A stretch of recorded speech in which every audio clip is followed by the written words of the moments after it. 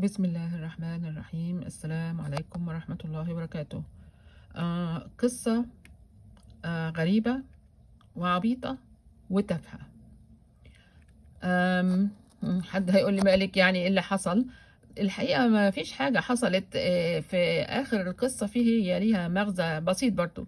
القصة انه لما يبقى في مثلا قناة على اليوتيوب ومش بتعمل مش مكملة حتى 200 مشاهد من الناس اللي عاملين سبسكريبشن، يعني المشتركين، وماشية عادي في حالها.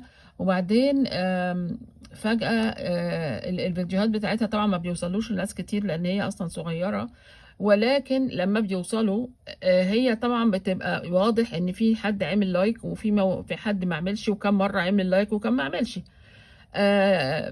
وفي الاخر تفاجأ بان مثلا يعني في 7 مرة واحدة كده راحوا عاملين لايك على فيديو، وبعدين بعدها بكام ساعة تبص هي تلاقي ال7 دول بقوا 6 أو 2، وتبص بعدها بكام ساعة تلاقيهم بقوا 1.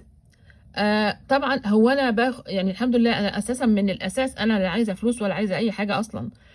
ولكن يعني الإنسان أصبح اللي يعيش بقى ما يشوف. ده تصرف من شخص مريض نفسيا مش طبيعي طبعا. بس يعني سبحان الله، يعني حاجة بتوضح للإنسان إن هو، وأنا الحمد لله بقول لنفسي كل يوم أنا عاملاها ليه، وحتى كتبت كمان اسم للقناة أخيرا علما نافعا. فأنا عارفة كويس جدا أنا عاملاها ليه، وعارفة كويس جدا هدفي إيه، وحققت أكتر منه والحمد لله. فاللي يعمل أهلا وسهلا لايك، واللي مش هيعمل براحته، مش فارق معايا. انا هاخد من عند ربنا، انا اوريدي عامله كده، يعني انا خلاص انا عاملاها عشان كده.